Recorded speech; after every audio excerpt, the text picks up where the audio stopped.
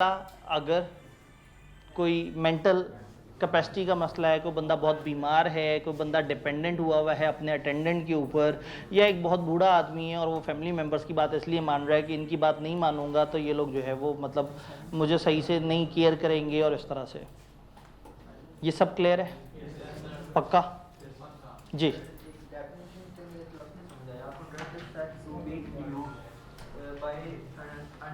जी, रुक जाते हैं यहाँ। A contract is said to be, contract के बारे में कहा जाएगा क्या कि वो इंड्यूस्ड बाय, आगे पढ़े, अंडू इन्फ्लुएंस। इंड्यूस का मतलब क्या होता है? इन्फ्लुएंस्ड, उसके साथ अफेक्टेड, उसके साथ। तो एक कॉन्ट्रैक्ट के बारे में कहा जाएगा कि उसमें अंडू इन्फ्लुएंस है अगर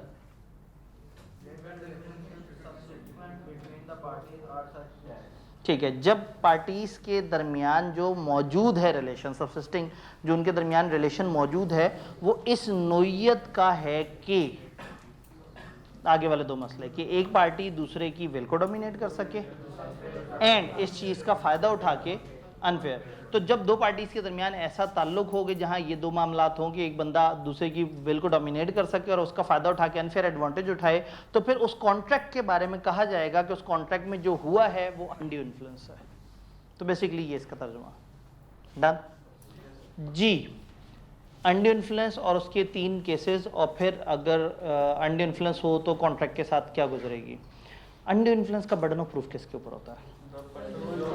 द पर्सन जो डोमिनेट कर रहा है, जो जालिम है उस पे, यानी उसने साबित करना है कि पावर रखते हुए भी उसने कैसे पावर इस्तेमाल नहीं की और बिल्कुल इंसाफ के साथ फैसला किया। अगर आई कैप में एक सिनेरियो आ जाए कि दो बंदों में ये रिलेशन है और उस रिलेशन के बावजूद भी उस बंदे ने दूसरे के साथ फेयर डील की है, उसको सही अमाउंट पे सही चीज़ प्रोवाइड की है, तो हम कहेंगे ये अंडू इन्फ्लुएंस नहीं है। सिर्फ रिश्तेदारी अंडू इन्फ्लुएंस नहीं है, सिर्फ इस पॉइंट का होना कि एक बंदा दूसरे की ओपिनियन को मरगूब कर सकता है, सिर्फ इतना काफ़ी नहीं है। उसने फिर फ़ायदा उठाया हो और आपसे नाजायज़ फ़ायदा उसमें लिया हो उस कॉन्ट्रैक्ट में, तो फिर मैं कहूँगा कि अंडू इन्फ्लुएंस हुआ, वरना अंडू इन्फ्लुएंस नहीं हुआ।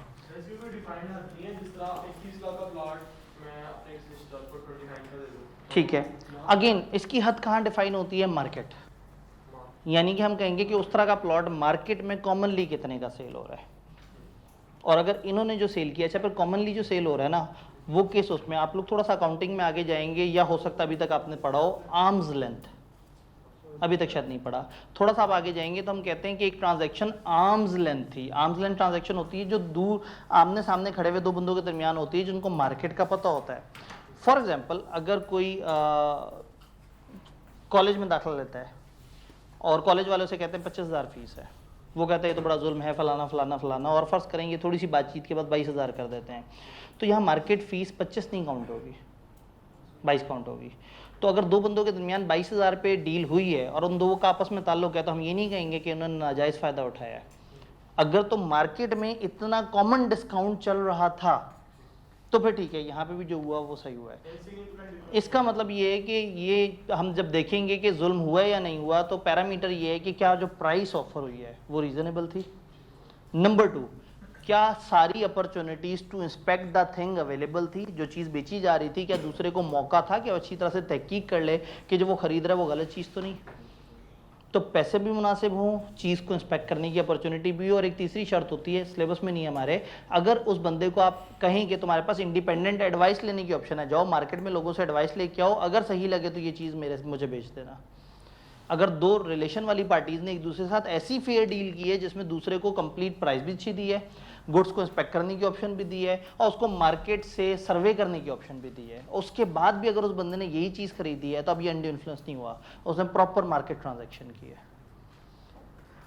अंडू इन्फ्लुएंस हमने देखा, क्वेश्चन भी छोटा सा था, अंडू इन्फ्लुएंस भी छोटा सा था, फिर हमने अंडू इन्फ्लुएंस और क्वेश्चन का फ़र्क देखा। उन फ़र्क में कोई फ़र्क जो परेशान कर रहा हो, कोई डिफरेंस जो आपको सही नहीं लगा, कोई डिफरेंस जिससे आपको उलझन हुई कि ये क्या है, ये ऐसे क्यों है, वगैरह वगैरह। इफेक्ट ऑफ अंडू इन्फ्लुएंस का थर्ड पॉइंट नहीं समझ आया।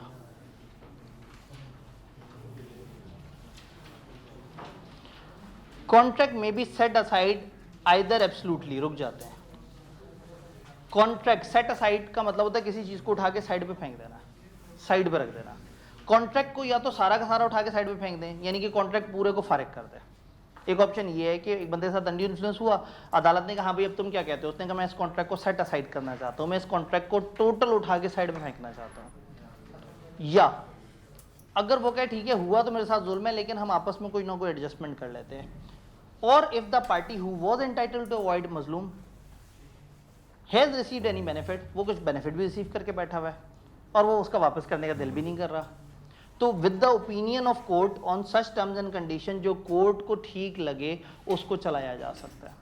तो कॉन्ट्रैक्ट पूरा भी खत्म किया जा सकता है सिरे से, और अदालत को समझा के अदालत को जो कंडीशंस ठीक लगें, जो मजलूम है वो कह सकता है कि मैं पूरा कॉन्ट्रैक्ट खत्म नहीं करना चाहता, मैं इसको इस हद तक चलाना चाहता हूं, या मैंने इतना बेनिफिट ले लिया, चलें इसके अगेंस्ट ये वाली डील कर लेते हैं। डन।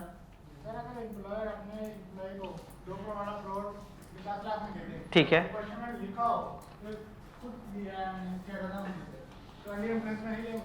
अगर तो आपने कहा कि 2 करोड़ का 85 लाख में दिया है तो गुमान क्या होगा? अगर क्वेश्चन में लिखा हो कि उसकी रजामंदी शामिल थी तो हम कहेंगे कि कंसिडरेशन एडिक्वेट ना भी हो तो भी चल जाता है। हाउएवर कोर्ट में सस्पेक्ट के शायद फ्री कॉन्सेंट नहीं थी। जुमला याद आया कि हमने कहा था कंसिडरेशन अगर कम या ज्यादा होगी तो शक क्या होगा कि फ्री कॉन्सेंट नहीं है। वो जुमला आप जरा बेहतर समझ आएगा।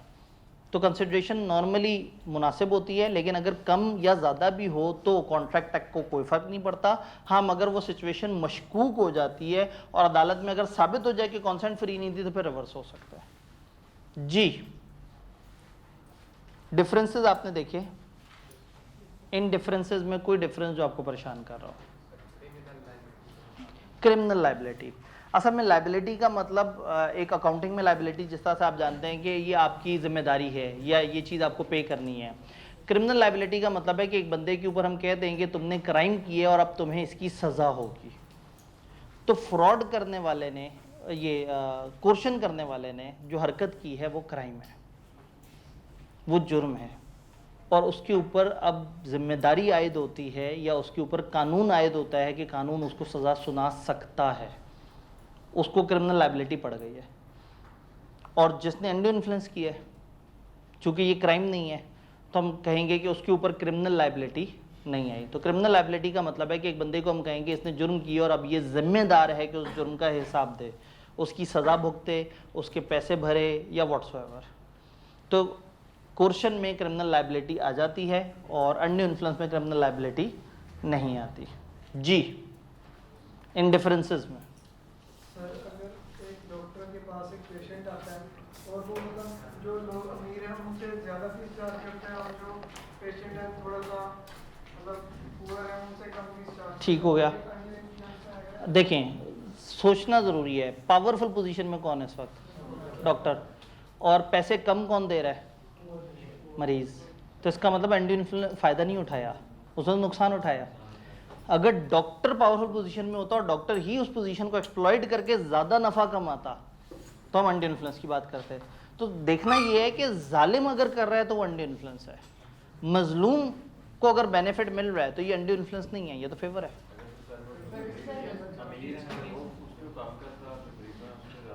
जी, अब अगेन अगर एक अमीर है उसके साथ तो रिलेशन बनाने के लिए अच्छे मुनासिब पैसे चार्ज करे, और गरीब को कहे तुम्हारा मैं इलाज नहीं करूंगा और मतलब जो है ना तुम जब तक इतने पैसे ना दो, तो इसका मतलब अब वो अपनी पोजीशन को मिसयूज़ कर रहा है। तो ये बड़ी सब्जेक्टिव सी बात है, अदालत में बड़े तरीके से साबित करना पड़ता है कि जो हुआ है वो वाकई अनड्यू इन्फ्लुएंस था या नहीं था, क्योंकि कॉमनली अदालत फ़ौरन से मान लेती है कि अनड्यू इन्फ्लुएंस हुआ होगा। जब भी 2 बंदों के दरमियान का मामला अदालत जाता है और उनका रिलेशन ऐसा हो, मतलब वही बात है कि फॉर एग्जांपल आपको बताया जाए कि जी मुल्क में जो प्राइम मिनिस्टर है उसने चूज़ किया कि सीएम कौन होना चाहिए और मेरिट पे सिलेक्शन की और एक बंदे को सीएम सेलेक्ट कर दिया, इत्तफाकन वो उसका अपना बेटा था।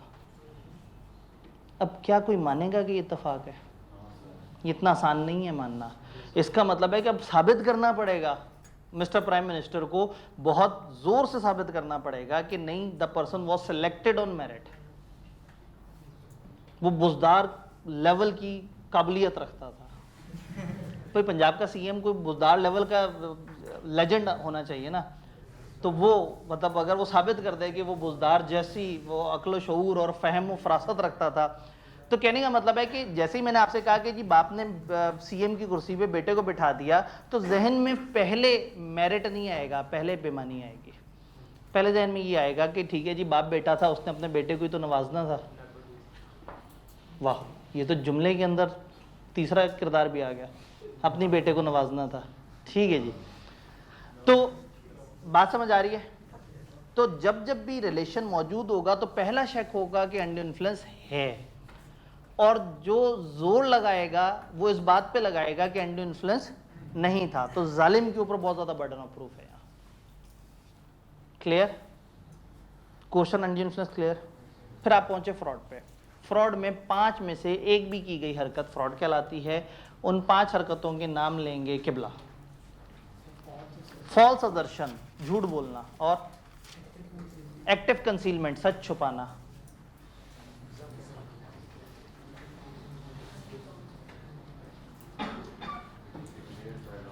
ये आपके साथ वाले भाई जो अब तक बाकी देख चुके हैं। बाकी 3 कौन कौन से हैं? एम्प्टी प्रॉमिस, खोखला झूठा वादा। अगला भी देख लिया, वो क्या देखा जी? Any act fitted to deceive, या कोई भी एक्ट जिसको गवर्नमेंट ने कह दिया, लॉ ने कह दिया कि ये फ्रॉडुलेंट है।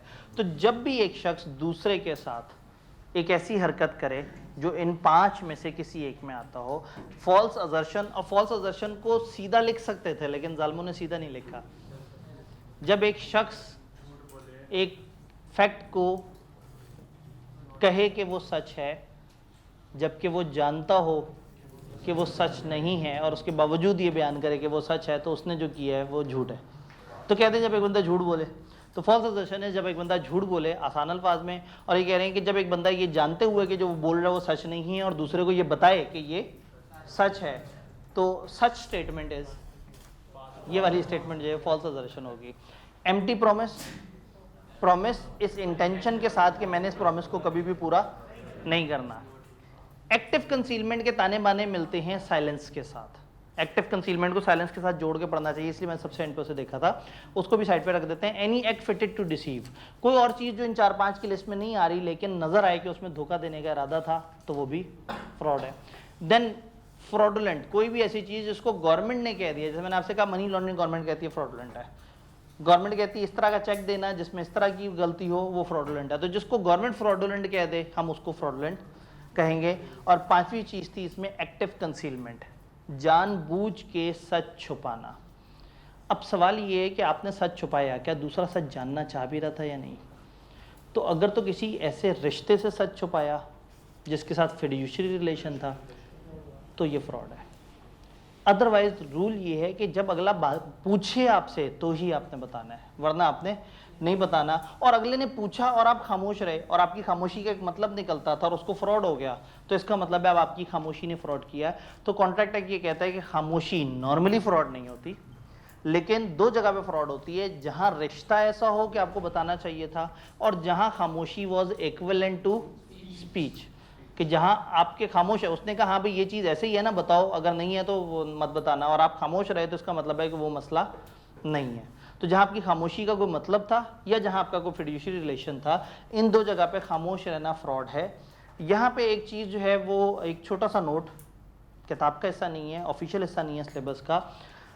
फेडरल शरिया कोर्ट ने 1980s वगैरह के आसपास कॉन्ट्रैक्ट एक्ट की इस शिक के ऊपर काफ़ी एतराज़ किया। ये खामोशी, यानी कि हमने कहा कि खाली खामोश रहना, साइलेंस खुद ब खुद फ्रॉड नहीं है जब तक कि ये 2 मामले ना हो। फेडरल शरिया कोर्ट ने कहा खामोशी हमेशा फ्रॉड है, क्योंकि शरिया के मुताबिक आप जब एक चीज़ बेचते हैं तो उसकी अच्छाइयाँ और बुराइयाँ आपने बतानी है। अगर आपकी चीज़ में बुराई है और आप जानबूझ के खामोश रहे तो शायद कॉन्ट्रैक्ट एक्ट तो मान ले कि आपने फ्रॉड नहीं किया, लेकिन पाकिस्तान के इस्लामिक लॉ के मुताबिक आपने जो हरकत की है वो फ्रॉड है। तो कॉन्ट्रैक्ट एक्ट इस पर खामोश है, लेकिन फेडरल शरिया कोर्ट इसको फ्रॉड कंसिडर करती है। तो खामोशी, अगर किसी आपकी प्रोडक्ट में ख़राबी है और उस पर आप खामोश रहते हैं, भले दूसरे ने नहीं पूछा, आपने फ्रॉड किया है। लेकिन लॉ का रूल क्या है?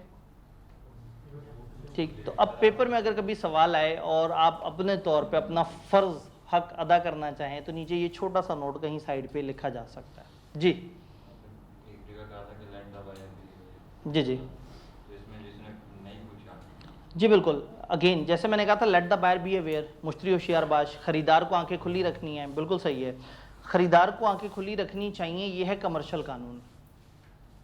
बट जो मज़हब होता है वो थोड़ा सॉफ्ट होता है। अगर दूसरा बेवकूफ़ है और आप जान के बहुत चालाक बन के उसको गलत चीज़ बेच रहे हैं, तो आपको कम से कम उसे बताना चाहिए कि आपकी चीज़ में परेशानी क्या है, गड़बड़ क्या है।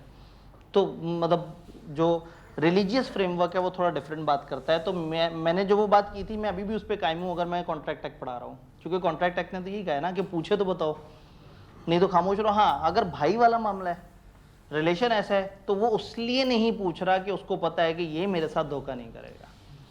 तो कॉन्ट्रैक्ट एक्ट और let the buyer be aware वाला रूल एक दूसरे को रेजोनेट करते हैं। मैंने ये एक बाहर से साइड से उठा के फेडरल शरिया का एक रूल आपसे शेयर किया। जी सर, ये जो चौथा पॉइंट है, इधर उन्होंने कहा any such act fitted to deceive, बिल्कुल। तो सर ये बात कैसे डिफाइन होगी, क्योंकि गवर्नमेंट ने ना वो गवर्नमेंट के यानी ओमिशन में आ रही थी। ठीक है, देखें, ना वो मिशन नज़र आ रही है, ना वो झूठ नज़र आ रहा है, कोई भी ऐसा एक्ट है जिससे धोखा हुआ है, तो ये कैसे साबित होगा? कोर्ट। अगर कोर्ट साबित करता है कि उन चार में नहीं है, लेकिन this act was meant to deceive, नज़र आ रहा है कि ये इस बंदे ने धोखा देने के लिए किया। गवर्नमेंट नहीं डिफाइन किया ना, गवर्नमेंट ने कानून में लिख दिया। क्या कानून में लिखा? कोई भी और एक्ट जिसका मकसद धोखा है वो धोखा है। तो अब यहाँ पे उनके पास डिस्क्रिशनरी पावर आ गई कि वो अगर उनके यहाँ साबित हो जाए कि ये एक्ट भी धोखा था, तो वो उसको फ्रॉड की डेफिनेशन में काउंट करेंगे। तो इसलिए फ्रॉड की डेफिनेशन को एब्सोल्यूट रखने के बजाय थोड़ा सा उन्होंने एक मार्जिन रख दिया। एक मार्जिन अपने कानून का रख दिया कि जिसको हम कानून में फ्रॉड कहते हैं वो भी फ्रॉड है, और एक जगह उन्होंने कह दिया जो नजर आए फ्रॉड है, जिसके अंदर कोई भी और एक्ट है और उसका मकसद फ्रॉड है, तो फिर वो फ्रॉड है। जी, फ्रॉड की सारी बातें क्लियर, लेकिन फ्रॉड की डेफिनेशन के शुरू में चंद अक्षर लिखे हुए थे अजीब अजीब से। ठीक है, फ्रॉड बंदा खुद भी कर सकता है, किसी एजेंट के थ्रू भी करवा सकता है, और ऐसा भी हो सकता है कि उसके सामने फ्रॉड हो रहा हो और वो खामोश रहे, यानी कि उसकी रजामंदी से फ्रॉड हो रहा हो। एक फ्रॉड ये है कि मैं आपको झूठ बताऊं कि जी इतनी फीस है इस सब्जेक्ट की और आ जाओ। एक ये है कि मेरा टीए आपको जाके बताए कि जी इतनी फीस है आ जाओ। और एक ये है कि मैं फ्रंट ऑफिस पे खड़ा हूँ और वो वहाँ पे कह रहे हो कि सर आतिफ तो बीलॉ का सिलेबस 3 दफ़ा ख़त्म कराएंगे, आप पैसे तो दें। और मैं सुन के मुस्कुरा के वहाँ से चलता बनूँ कि लो बच्चों को कितने प्यार से बेवकूफ़ बना रहे हैं। तो इस वक्त मैंने फ्रॉड किया है। बात समझ रहे हैं? फ्रॉड खुद करें या एजेंट के थ्रू करें या आपकी रजामंदी से हो, जिसके लिए मुश्किल लफ्ज इस्तेमाल होता है कॉन्वेंस। तो फ्रॉड की डेफिनेशन में हमने ये पॉइंट्स तो पढ़े थे, शुरू वाली बात नहीं पढ़ी थी। तो हो सकता है आपने जज्बाती होकर पढ़ी और परेशान हो गए हो। Means and include any of the following act, इनमें से कोई भी act committed by a party to a contract, contract की कोई पार्टी अगर इनमें से इन 5 में से कोई हरकत करे, और विद हिज कॉन्वेंस, या उसकी रजामंदी से हो, वो जानता हो उसके सामने हो रहा हो और वो रोक ना रहा हो, और by his agent with intent to deceive another party, there to his agent or to induce him to enter into contract, दूसरे को धोखा देना, उसके एजेंट को धोखा देना, या उसको कॉन्ट्रैक्ट में किसी तरह से धक्के से ले आना, धोखा देके। इन 5 में से कोई भी काम पार्टी टू कॉन्ट्रैक्ट करे, उसकी रजामंदी से हो, या उसका एजेंट करे और दूसरे को धोखा देके कॉन्ट्रैक्ट में ले आए, तो इस हरकत को कहेंगे फ्रॉड। तो फ्रॉड में है 5 बातें। जी, अगर फ्रॉड को वो देख रहा है और उसका लिंक कोई नहीं है, ठीक है, तो वो पार्टी टू कॉन्ट्रैक्ट नहीं है। हम क्या कह रहे हैं? पार्टी टू कॉन्ट्रैक्ट हो, या उसकी रजामंदी हो, या उसके एजेंट ने किया हो। तो अगर कहीं कोई किसी को फ्रॉड कर रहा है और हमने उसे नहीं बताया, तो इखलाकी तौर पे हमने बुरी बात की, लेकिन कॉन्ट्रैक्ट एक्ट के मुताबिक हमने को बहुत ज़्यादा बुरी बात नहीं की, क्योंकि हम पार्टी टू द कॉन्ट्रैक्ट नहीं है। असल में जिस क्लास के लिए वो धोखा दिया जा रहा था, मेरी क्लास थी, और कंसिडरेशन किसने देनी थी उस क्लास में? मैंने। तो मैं भी ऑटोमेटिकली एक पार्टी बन गया उस सारे मामले में। अगर सर जवाब तो फिर मसला ना होता कि अगर वो सुनते और उनकी क्लास नहीं है तो कॉन्ट्रैक्ट तक का मसला ना होता, लेकिन इखलाकी बुनियादों पे मसला बहरहाल है कि अगर आपके सामने कुछ धोखा हो रहा है, झूठ हो रहा है और आप उसे रोक सकते हैं, मना कर सकते हैं या सच पहुंचा सकते हैं, तो इखलाकी बुनियादों पे पहुंचा देना चाहिए। हाँ, कॉन्ट्रैक्ट एक्ट इखलाकी बुनियादों पे कम और कमर्शियल बुनियादों पे ज़्यादा बात करता है। हाँ, तो अब उनका एजेंट धोखा दे रहा है, तो अब वो एजेंट वाले रूल में आ गए, मैं वो एजेंट वाले रूल से आज़ाद हो गया। अगर ये फाइनल में कोई बंदा धोखा देगा तो फिर मेरे ज़िम्मे आएगा, तो मैं जहाँ का प्रिंसिपल मैं उधर जिम्मेदार, वो जवाब साहब यहाँ के प्रिंसिपल वो यहाँ जिम्मेदार। जी जब हम इंटरनेट पे कोई वेबसाइट ओपन करते हैं तो उस पे आता है टर्म्स एंड कंडीशंस और एग्री करके आप बिल्कुल। अब आपने बगैर पढ़े अगर उसे एग्री कर लिया तो आपने मान लिया जो उन्होंने लिखा हुआ था, उसके बाद अगर वो आपके साथ धोखा करें तो आपने धोखा खा लिया। देखें, असल में उन्होंने धोखा किया ही नहीं ना, उन्होंने ऐसा नहीं है कि चुपके से साइड पे कहीं टर्म्स एंड कंडीशन ऐसे करके आपके मत्थे पे देके मारा टर्म्स एंड कंडीशन, और उसमें फौरन से टिक करने का ऑप्शन नहीं था, साइड पे ऑप्शन था कि पहले उसे नीचे तक लेके जाएं फिर टिक करें। इसका मतलब है कि वो कम से कम चाहते थे कि बाय फोर्स आप इसको पढ़ें। अब आपके पास वक्त की कमी थी और आपने उसे ओके कर दिया बगैर पढ़े। अब पॉइंट ये है कि उसके अंदर एक जुमला लिखा था कि हम आपको एक प्रोडक्ट के साथ एक फ्री देंगे, जबकि उन्होंने ऐसा नहीं करना था। इन्होंने बगैर पढ़े ओके कर दिया, इनको एक प्रोडक्ट मिली और उसके साथ दूसरी फ्री नहीं मिली, और इनको तो पता ही नहीं था कि वो एक के साथ एक फ्री दे रहे हैं, और इन्होंने इस वजह से वो प्रोडक्ट नहीं खरीदी कि एक के साथ एक फ्री है, इसलिए खरीदी कि वो प्रोडक्ट ने अच्छी लग रही थी। फिर क्या हुआ, 2 महीने बाद इन्हें किसी ने बताया कि यार वो कंपनी वाले तो एक के साथ एक फ्री देते हैं। उन्होंने कहा ना मैंने लिया है, एक प्रोडक्ट मिली है। कहे जाके देखो तो सही उनकी टर्म्स एंड कंडीशन। जब उस वक्त टर्म्स एंड कंडीशन देखा तो पता लगा उन्होंने लिखा था हम एक के साथ एक फ्री देंगे, और बाद में धोखा देते हुए आपको सिर्फ एक प्रोडक्ट दी और दूसरी फ्री नहीं दी। उन्होंने धोखा दिया लेकिन इन्होंने धोखा खाया ही नहीं।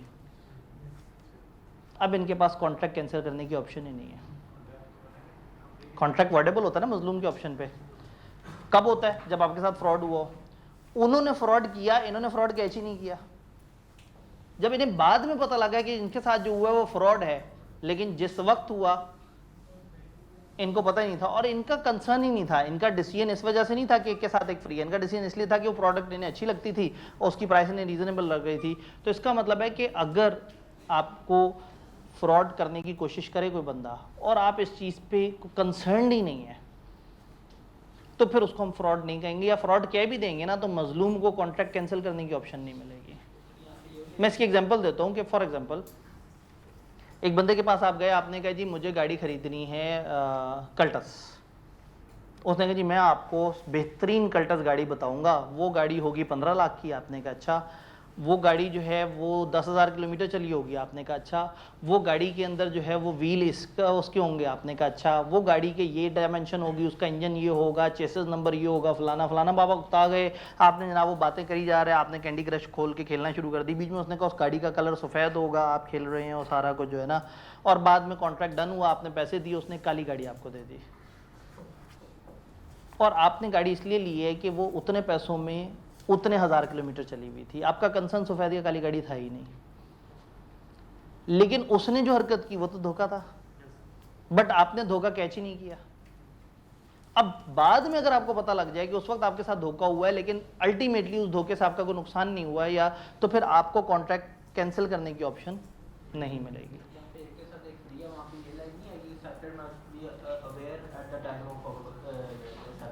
हाँ, तो कर दिया ना उन्होंने, तो टर्म्स ऑफ कंडीशन पे लिख दिया था।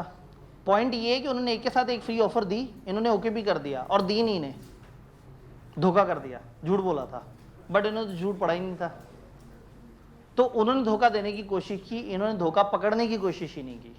तो ऐसे में उस धोखे को धोखा तो कहेंगे, लेकिन मजलूम को मजलूम नहीं कहेंगे, या मजलूम को कॉन्ट्रैक्ट कैंसिल करने की ऑप्शन नहीं है, क्योंकि उसने एक्सेप्टेंस उस धोखे की बेस पे नहीं दी थी, किसी और वजह से दी थी।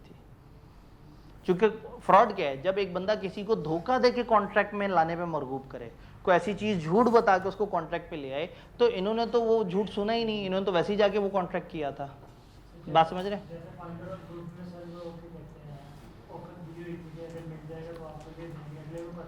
अगर अगले को पता ही नहीं है ऑफर के बारे में, तो फिर आप बाउंड नहीं होते। जी सर अभी फार्मास्यूटिकल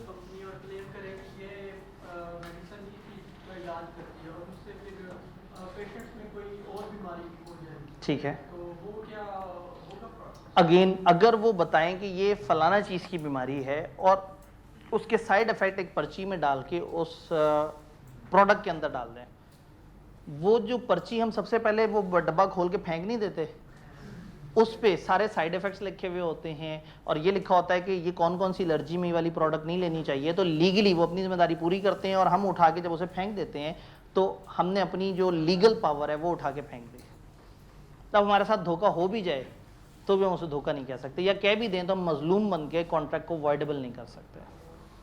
ऐसे सर आपका कम्युनिकेट नहीं हो पा रही, जी आपका कम्युनिकेट नहीं हो पा रही। जी, ऑफर की कंडीशंस पूरी की पूरी कम्युनिकेट नहीं हुई और एक्सेप्ट करने वाले ने वो चीज़ें जो सामने से उसे कम्युनिकेट हुई थी वो एक्सेप्ट कर ली। तो वो जो स्पेशल चीज़ें उसने एक्स्ट्रा से ऑफर की हैं वो चूंकि आपने सुनी ही नहीं, समझी नहीं, तो आपका हक ही नहीं बनता वो स्पेशल कंडीशंस मिलने का, क्योंकि आप तो मुतमईन है, आपको तो जो कंसिडरेशन मिल रही है आप उस पर मुतमईन है। जी, फ्रॉड समझ आया? बंदा खुद करे, उसकी रजामंदी से हो, या उसका एजेंट करे किसी को कॉन्ट्रैक्ट में इंड्यूस करके, इन 5 में से कोई भी हरकत। और फिर साइलेंस एज टू फ्रॉड, ये वाली बात समझ आई? ये बात भी समझ आ गई। जी 42 मिनट हो गए इसलिए। ओहो अच्छा ठीक है, वो भाई परेशान हो रहे हैं। असल में ये जो मैं इतनी देर से कर रहा था पता क्या था, अगले पेज पे एक्सेप्शंस दी में मैं वो बता रहा था। जी नहीं नजर आ रहा, नहीं लग रहा, लें जी। The party gave the consent in ignorance of fraud, exceptions to voidability। Contract voidable होता है लेकिन एक्सेप्शन कहाँ voidable नहीं होगा? Party gave the consent in ignorance of fraud। इस पॉइंट पे हमेशा टाइम लगता है, तो मैंने उस डिस्कशन के बीच में टाइम लगा लिया, तो मैं नोट कर रहा था कि कितना टाइम है और मैं उसके मुताबिक ही चल रहा था। ठीक है, आप थोड़ा सा ज़रा भरोसा करें तो जो है ना हम। जी सवाल ये है कि बर्डन ऑफ प्रूफ।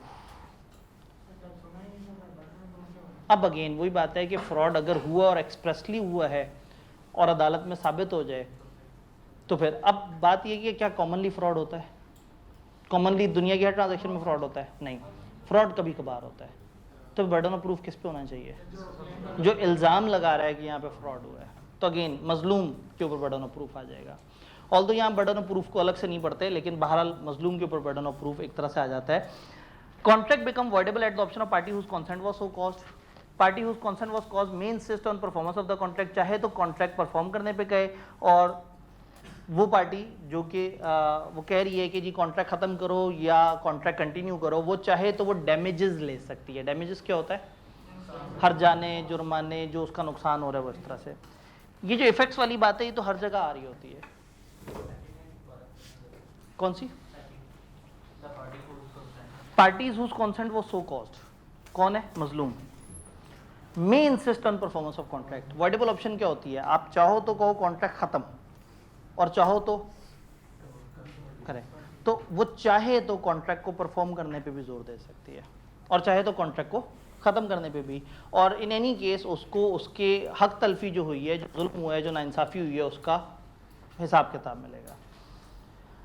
अच्छा फिर एक और चीज़ है, ये भी मैंने आपको कहा कि अगर एक बंदा सामने वाला खामोश है, एक शख्स ने आपकी दुकान में आके, हफीज़ सेंटर में आके, और हफीज़ सेंटर में 250 कंप्यूटर की दुकानें थीं, और आपसे आके पूछा कि जी CPU जो है वो 2.2 गीगाहर्ट्ज़ से ऊपर का अगर होता है तो बताओ, और आप खामोश थे, तो आप क्या कहना चाह रहे हैं? नहीं होता। बंदा कहाँ बैठा है? हफीज़ सेंटर, इर्द गिर्द कितनी दुकानें? 250। एमी सिर्फ सर दुकान से बाहर निकाल के हल्की सी आवाज़ लगाए तो 4 बंदे आवाज़ देके कहेंगे भाईजान क्यों नहीं होता। तो अगर एक बंदा साइलेंस से आपको धोखा देने की कोशिश कर रहा है और आपके लिए थोड़ी सी दिक्कत से हकीकत तक पहुंचने का रास्ता मौजूद है और आप नहीं पहुंचे, तो इसका मतलब है यहाँ मजलूम उतना मजलूम नहीं है। हमने क्या कहा? कॉन्ट्रैक्ट वॉइडेबल होगा तो मजलूम को कॉन्ट्रैक्ट कैंसिल करने की ऑप्शन आ जाएगी, लेकिन साइलेंस अगर फ्रॉड था और एग्री पार्टी के पास means of discovering the truth थे विद ऑर्डिनरी डिलीजेंस, अगर वो सच तक पहुंच सकता था और उसने खुद से सुस्ती दिखाई और सच तक नहीं पहुंचा, सच तक ऐसे नहीं है कि वो जो है वो कहीं दूर 200 किलोमीटर सफ़र करता और उसके बाद उसे पता लगता। बड़ी हल्की सी कोशिश से वो सच तक पहुंच सकता था और वो फिर भी नहीं पहुंचा, तो अब उसके पास वो ऑप्शन खत्म हो गई है। फ्रॉड तो हुआ है, लेकिन फ्रॉड को अवॉइडेबल करने की ऑप्शन उसकी, तो दो सूरतों में फ्रॉड को अवॉइडेबल करने की ऑप्शन खत्म हो जाती है। एक के आपके साथ फ्रॉड हुआ खामोशी से, अगला बंदा खामोश था और आप थोड़ी सी भी एफर्ट करके इधर उधर से सच जान सकते थे और आपने नहीं जाना। अब फ्रॉड हो भी जाए तो आप फ्रॉड को कैंसिल नहीं कर सकते। अब आप डैमेजेस ले सकते हैं, लेकिन फ्रॉड को रिवर्स, उस ट्रांजैक्शन को रिवर्स नहीं कर सकते। और नंबर 2, जहां the party gave the consent in ignorance of fraud, party ने ओके किया और उसको तो वो धोखा लगा ही नहीं, उसको उस धोखे से कोई लेना देना था ही नहीं। एक सिनेरियो, एक एग्जांपल दी जाती है कि एक बंदा जो है वो एक घोड़ा खरीदने के लिए गया एक अस्तबल में। अस्तबल के मालिक ने बाहर एक चिट पे लिख के लगाया था कि इस अस्तबल में जितने भी घोड़े हैं वो सेहतमंद है, किसी को कोई बीमारी नहीं है। वो बंदा जब अंदर एंटर हुआ उसने पर्ची नहीं पढ़ी और अंदर आके एक घोड़ा जो कि बीमार था, ब्लैक कलर का था, ऊंची हाइट का घोड़ा था, उसको पसंद था कि ठीक है रेस में दौड़ने के लिए एक ऊंची हाइट का ब्लैक कलर का घोड़ा होना चाहिए। उसने वो खरीदा और उसे ले आया। 3-4 महीने बाद जो है उसे पता लगा कि वो घोड़ा बीमार है और फिर वो इसके अस्तबल में आया तो वहाँ वो पर्ची लिखी हुई थी जिस पे लिखा था कि हमारे अस्तबल में जितने भी घोड़े हैं वो सेहतमंद है। और उसने केस कर दिया उस बंदे पे कि देखो तुमने मेरे साथ धोखा किया है। तो बताएं क्या धोखा हुआ है? नहीं, बीमारी तो उसका कंसर्न ही नहीं था। उसने तो ये पूछा तक नहीं, ना इसके ऊपर कोई बात की कि ये घोड़ा सेहतमंद है या बीमार है। उसने तो ब्लैक कलर का घोड़ा और ऊंची हाइट का घोड़ा और रेस में दौड़ने वाला घोड़ा, ये 3 फीचर्स देखी और प्रोडक्ट खरीद ली। तो अब अगर धोखा देने वाले ने धोखा देने की कोशिश की और धोखा लेने वाले ने धोखा लेने की कोशिश नहीं की, या यूं समझें कि उस तक धोखा पहुंचा ही नहीं, तो फिर उसको अवॉइडेबल ऑप्शन नहीं मिलेगी। बात समझ आ रही है? फ्रॉड समझ आया? तो टेक्निकली आपको मिसरिप्रेजेंटेशन भी समझ आ गया। हमने तो पढ़ा फ्रॉड था। फ्रॉड और मिसरिप्रेजेंटेशन में क्या फर्क है भला? नियत का फर्क है। फ्रॉड था धोखा और मिसरिप्रेजेंटेशन था गलती से धोखा, गलती से मिस्टेक हो गया। धोखा देने वाला धोखा देना चाह नहीं रहा था, लेकिन धोखा लेने वाले को धोखा मिल गया। याद है फॉल्स असर्शन? जब एक बंदा ये जानते हुए कि जो वो बोल रहा है वो सच नहीं है, ये जुमला बोले कि ये सच है, तो ये फ्रॉड है। अगर एक बंदा ना जानता हो कि जो वो बोल रहा है वो सच नहीं है और बोल दे कि ये सच है और दूसरे को धोखा हो जाए, तो इस बंदे ने ना चाहते हुए उसके साथ धोखा कर दिया, तो इस धोखे को धोखा नहीं कहेंगे, मिसरिप्रेजेंटेशन। बात समझ रहे? तो मिसरिप्रेजेंटेशन ये है कि जब कोई गलती से धोखा दे जाए। मिसरिप्रेजेंटेशन की एक तकलीफ सी लंबी सी डेफिनेशन है, डेफिनेशन की तरफ बाद में आते हैं, थोड़ा सा आगे चलते हैं। अगर मिसरिप्रेजेंटेशन हो जाए, अगर गलती से धोखा हो जाए, contract becomes voidable at the option of party whose consent was so caused, और जिसकी कंसेंट कॉज हुई है वो चाहे तो परफॉर्मेंस के ऊपर इंसिस्ट कर सकते। बात समझ आ रही है? एक्सेप्शंस क्या है? बड़ी ही different exception. Party give the consent in ignorance of misrepresentation. सुना तो नहीं लग रहा? अभी थोड़े पहले क्या पढ़ा था? Party give the consent in ignorance of, तो अगर party give the consent in ignorance of misrepresentation तो इसकी exception. Party whose consent was caused had means of discovering truth with ordinary diligence. तो इसका मतलब मिसरिप्रेजेंटेशन में आपने सिर्फ डेफिनेशन अलग से पढ़नी है, अदरवाइज मिसरिप्रेजेंटेशन और जो फ्रॉड है, तीसरी लाइन ऊपर गायब हुई है, डैमेजेस वाली। फ्रॉड में धोखा हुआ, फ्रॉड में आप उसको डैमेजेस चार्ज कर रहे हैं। इसमें तो धोखा देने वाले ने धोखा देने का इरादा नहीं किया था, ना चाहते हुए धोखा हो गया, तो इसमें उतनी सख्ती नहीं है जितनी फ्रॉड में सख्ती होती है कि डैमेजेस दो, जुर्माने भरो, फलाना इस तरह से करो। तो मिसरिप्रेजेंटेशन फ्रॉड का फर्क समझ आ रहा है? नहीं तो एक टेबल देख लेते हैं छोटा सा, फ्रॉड और मिसरिप्रेजेंटेशन। फ्रॉड में इंटेंशन होती है, fraud implies an intention to, और मिसरिप्रेजेंटेशन में remedies. Aggrieved party can claim damages in addition to cancellation, cancellation के साथ साथ वो जुर्माने भी क्लेम कर सकता है। और वहां aggrieved party can only avoid the contract but damages are only payable at discretion of court. Damages की बात नहीं करेगा क्योंकि कसूर उस बंदे का भी नहीं है, लेकिन अगर अदालत में ये साबित हो जाए कि नहीं यार ये हुई तो नाइंसाफ़ी है और इस बंदे को थोड़ा सा ख्याल करना चाहिए था, तो फिर डैमेजेस मिलेंगे। फ्रॉड में आपको डैमेजेस हमेशा मिलेंगे क्योंकि कंफर्म धोखा हुआ है, और मिसरिप्रेजेंटेशन में ना चाहते हुए धोखा हुआ है। ये कैसे होगा? फॉर एग्जाम्पल, आपके पास एक गाड़ी मौजूद थी और आपको लगता था कि ये गाड़ी 7 लाख किलोमीटर चलती है, और आपने दूसरे बंदे से कहा कि गाड़ी 7 लाख किलोमीटर चलती है, जबकि वो असल में 3 लाख किलोमीटर चलती थी। तो आपने दूसरे को एक ऐसा सच बोला जो आपकी नज़र में सच था, जबकि वो असल में सच, और उधर हमने क्या बोला था? आपने एक ऐसा सच बोला जो आपकी नज़र में भी सच नहीं था और आप उसे कहते कि सच है। तो मिसरिप्रेजेंटेशन में आपको लगता है कि वो सच है। तो मिसरिप्रेजेंटेशन में बेसिकली आपसे थोड़ा सा कंफ्यूजन हो जाती है, अनवारंटेड स्टेटमेंट दे देते हैं।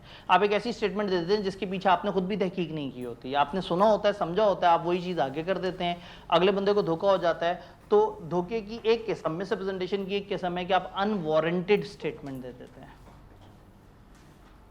बात समझ आ रही है? पहले बताइए टेबल, ये बात समझ आई?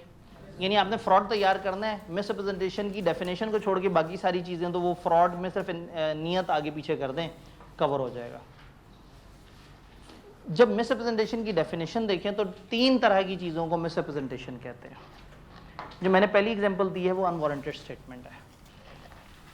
When a person makes a positive statement that a fact is true, when his information does not warrant it to be so, उसकी इंफॉर्मेशन उसको तसल्ली से कंफर्म यकीन नहीं दिला रही, 100% तसल्ली नहीं है, उसको कंफर्म नहीं है, दो ही believes it to be true, उसे लगता है कि वो सच है। जब एक बंदा दूसरे के सामने एक ऐसा सच बयान करे जो उसको खुद 100% क्लियर ना हो कि ये सच है या नहीं, तो ये सच जो उसको सच लग रहा है और असल में क्या है, झूठ, ये फ्रॉड नहीं कहलाएगा। ये क्या कहलाएगा?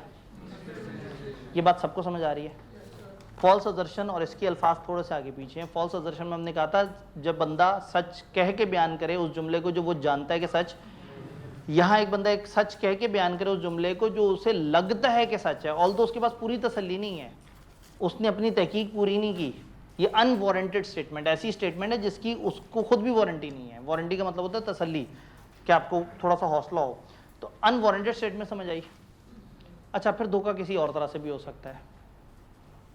मैं क्लास पढ़ाते पढ़ाते आप लोगों से कहूँ कि देखें जी, अब तो चूँकि हम अमरीकी ग़ुलामी से आज़ादी की तरफ जा रहे हैं, तो जैसे ही पाकिस्तान अमरीकी ग़ुलामी से आज़ाद होगा फेसबुक पे, उसके बाद पाकिस्तान में अचानक से PIA के शेयर्स जो है वो 100 गुना बढ़ जाएंगे।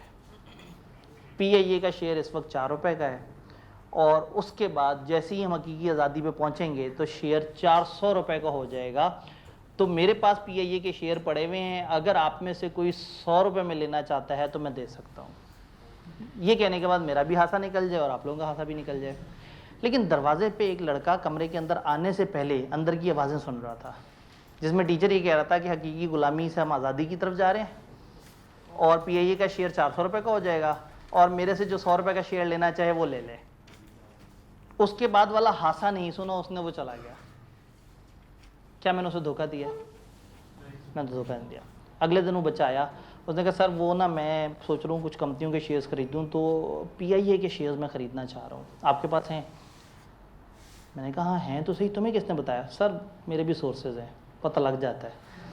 ठीक है, आपकी गाड़ी को देख के लगा कि आपके पास PIA के शेयर्स रखे हुए हैं। मैं अच्छा, बड़ा सियाना बच्चा है। मैं कहा फिर कितने के खरीदने हैं? सर 100 रुपये मुझे लग रहा है मुनासिब होंगे। मैं कहा बड़ा पहुँचा हुआ बच्चा है। मैं कहा सोच लो, अच्छी तरह से सोच लो। और मैं हैरान हो रहा है कि मैंने कहा गिरी हुई कंपनी 4 रुपये के शेयर वाली मेरे से 100 रुपये का क्यों खरीद रहा है? मैंने कहा अच्छी तरह से सोच लो, तुम्हें पता है PIA का शेयर कितने का? उसने कहा सर सब पता है, पहले क्या हुआ वो भी पता और आगे क्या होना है वो भी पता है। 100 रुपये का मैं शेयर खरीदना चाहता हूँ, आप नहीं बेचना चाहते तो ठीक है मैं किसी और से लेता हूँ। मैंने कहा अरे नहीं भाई रुक जाओ, तुम्हें अच्छी तरह से पता तुम क्या खरीद रहे हो? हाँ। तुम अपनी मर्जी से खरीद रहे हो? हाँ। मैंने कहीं से तुम्हें कंफ्यूज तो नहीं किया? नहीं। ले लो शेयर। और उसके बाद जाके उसे पता लगे कि वो तो सिर्फ फेसबुक पे ही आज़ादी मिलनी थी, और PIA 2 रुपए पे चला जाए। अब वो बच्चा, उसके साथ जो हुआ है वो मिसरिप्रेजेंटेशन है। वो मुझे जुर्माना तो नहीं चार्ज कर सकता, लेकिन वो अदालत में जाके ये जरूर कह सकता है कि उसके साथ जुल्म हो गया। मैंने इनोसेंटली, मासूमियत में उसको कॉन्ट्रैक्ट में शामिल कर लिया, ना चाहते हुए उसको धोखा दे दिया। इसको कहते हैं इनोसेंट मिसरिप्रेजेंटेशन, मासूम धोखा। A party to an agreement induces, एक पार्टी टू एग्रीमेंट, मैं पार्टी टू एग्रीमेंट हूं, मैं शेयर बेच रहा था, वो शेयर खरीद रहा था, मैंने इंड्यूस किया, मैंने उसे कन्विंस किया, हाउएवर इनोसेंटली, बहरहाल मासूमियत से कंफ्यूज किया, इरादा नहीं था। मैंने खामखा एक बंदे को मासूमियत में कंफ्यूज कर दिया, टू मेक का मिस्टेक एज टू नेचर और quality of subject of the agreement. Agreement में जो मुद्दा है, यानी कि जो शेयर्स हैं, उन शेयर्स के बारे में गलत फहमी मैंने उस बच्चे के दिमाग में डाल दी, लेकिन चाहते हुए नहीं डाली, चाहते हुए डाली। तो अदालत में जाके वो साबित कर दे कि जी यहाँ पे इस तरह से हुआ है, और अगर अदालत को समझ आ जाए कि वाकई ही अगर एक टीचर क्लास में खड़ा होकर इस तरह की बात कर रहा होगा, तो एक मासूम स्टूडेंट तो वाकई सोचेगा कि वो सही बात कर रहा है, वो नहीं सोचेगा कि टीचर की कुराटा तो कमरे के अंदर था ही नहीं। तो मैंने जो उस बच्चे के साथ किया वो धोखा नहीं था, लेकिन उस बच्चे के साथ जो हुआ वो मिसरिप्रेजेंटेशन था। ये पॉइंट समझ आया? मिसरिप्रेजेंटेशन जब जिसमें एक पार्टी दूसरे को मासूमियत में कंफ्यूज कर देती है और कॉन्ट्रैक्ट के अंदर शामिल करवा देती है। ये वाली लाइन समझ आई? आखिरी line, breach of duty, duty में गफलत। जब एक बंदा ड्यूटी में कोई गफलत दिखाए, अपनी ड्यूटी में गफलत दिखाए, गफलत से क्या मुराद है? अपना काम सही से ना करे और उस गलती का फायदा भी उसी बंदे को हो जाए। फॉर एग्जांपल एक इदारा है, वहाँ 1000 एम्प्लॉयज़ हैं, उन्होंने कहा जी हम 1000 एम्प्लॉयज़ के नाम पर्ची में डालेंगे, एक बॉक्स में डालेंगे, बॉक्स को गोल गोल घुमाएंगे और उसके बाद से अंदर से एक पर्ची निकालेंगे, जिसके नाम की पर्ची निकल आई कंपनी उसको 2 लाख बोनस देगी। एक बंदे की ड्यूटी लगाई गई कि सबकी पर्चियाँ इसमें डालो, उसने सारों की पर्चियाँ डाली, एंड पे अपने नाम की पर्ची भी लिख के और उसके अंदर डाली। गफलत से वो उस बॉक्स को गोल गोल घुमाना भूल गया। मजीद गफलत से उसने अपना हाथ जब वो बॉक्स में डाला तो बहुत नीचे तक की पर्ची नहीं निकाली, सामने जो पर्ची हाथ में आई वो निकाल ली। इंतहाई गफलत से जब उसने उसको ओपन किया तो इंतहाई खूबसूरत हकीकत ये थी कि उसका अपना नाम निकल आया। उस बंदे की नीयत गलत नहीं थी, बस उससे अपनी ड्यूटी में थोड़ी सी गफलत हो गई। बट आपको सुनने में क्या ये गफलत लग रही है? वो बंदा कसमें खा रहा है कि गफलत हुई है, और वाकई शायद सच्चा भी हो। जब एक बंदा अपनी ड्यूटी में गफलत करे और उस ड्यूटी की गफलत का अल्टीमेटली फ़ायदा भी उसी बंदे को हो जाए, या उसके अंडर किसी बंदे को हो जाए और किसी और का नुकसान हो जाए, या उसके अंडर किसी का नुकसान हो जाए, तो ऐसी गफलत को भी हम मिसरिप्रेजेंटेशन कहते हैं। फॉर एग्जाम्पल एक इलेक्शन हो रहा हो, इलेक्शन वाले दिन अचानक से कुछ लोगों की गफलत से जो इलेक्शन का सॉफ्टवेयर है वो डाउन हो जाए। गफलत से हुआ, सही से काम नहीं उसको वो किया, लेकिन उसके बाद जब वो सॉफ्टवेयर दोबारा से अप हो तो इत्तफाकन वही पार्टी जीत जाए जिसको वो गफलत करने वाले जो है वो जिताना चाह रहे थे। अब तो आपको सुन के बुरा नहीं लगेगा, अब तो आपको पता है कि गफलत करने वाले और करवाने वाले कौन होते हैं और बेनिफिशरीज कौन होते हैं। तो अगर एक इलेक्शन का सॉफ्टवेयर गफलत से डाउन हो गया और जब वो अप हुआ तो इत्तफाकन वही पार्टी जीती हुई थी जिसको गफलत करने वाले भी चाहते थे कि वो सामने आए, तो आपको लगेगा कि पार्टी लोगों के वोटों से आई है। मेरे जैसा एक कम इंसान जो है सोचेगा कि गड़बड़ हुई है। हालांकि गड़बड़ नहीं थी, सॉफ्टवेयर इत्तफाकन डाउन हुआ गफलत से, लेकिन जब वो अप हुआ तो उसका बेनिफिट किसको मिला? उसी को जो सॉफ्टवेयर के करता धरता थे। तो जब जिसकी गलती हो फायदा भी उसी को हो तो हम लोग क्या कहेंगे? धोखा हुआ है। वो चाहे 100 कहें कि नहीं वाकई में गफलत हुई है, तो हम कहेंगे यार गफलत होनी थी तो किसी दूसरे को फायदा हो जाता। अचानक से जमात इस्लामी जीत जाती पूरे पाकिस्तान का इलेक्शन, तो समझ आती कि ये गफलत हुई है। ठीक है, गफलत हुई और गफलत के बाद भी वही पार्टी जीती जिसके बारे में सब गुमान कर रहे थे कि तुम उसे सपोर्ट करोगे। तुमसे मुराद भी अब आप सबको पता ही है। पहले आप ऐसी बात सुन के नाराज हो जाया करते थे, लेकिन अब आप में सियासी शऊर और बसीरत आ गई है। अब आप जानते हैं कि ठीक है जी, मैं तो वो स्टेटमेंट भी नहीं दे सकता कि वो फुल स्टॉप था जी। तो पॉइंट समझ आया? किसी ने गलती की और गलती का फायदा कैसे हो गया? उसी को या उसके अंडर किसी बंदे को, और नुकसान किसी और को हो गया या उसके अंडर किसी और को। तो इस गलती को गलती करने वाला गलती कहेगा, लेकिन गलती देखने वाला फ्रॉड कहेगा। जिसका नुकसान हुआ है दूसरी पार्टी वाले क्या कहेंगे? फ्रॉड हुआ है। ये तो सिलेक्शन से आया है, ये तो सिलेक्टेड है। बात समझ रहे हैं?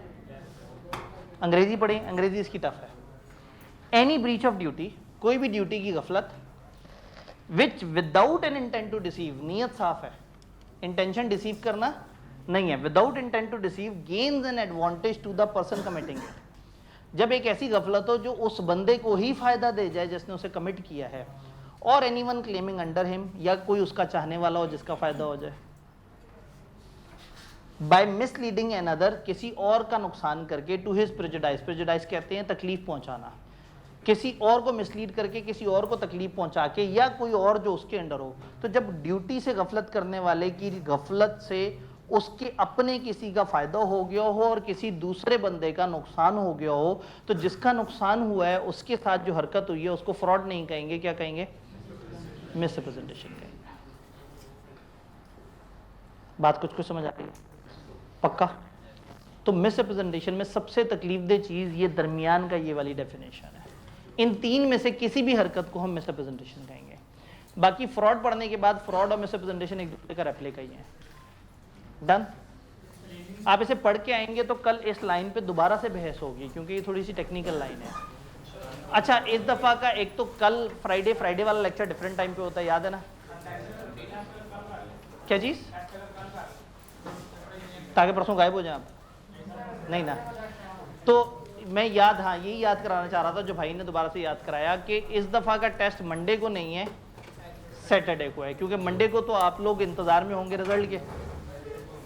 तो सैटरडे को हम टेस्ट कर लेंगे ताकि आपका रिजल्ट का इंतजार जो है वो पुरसुकून हो।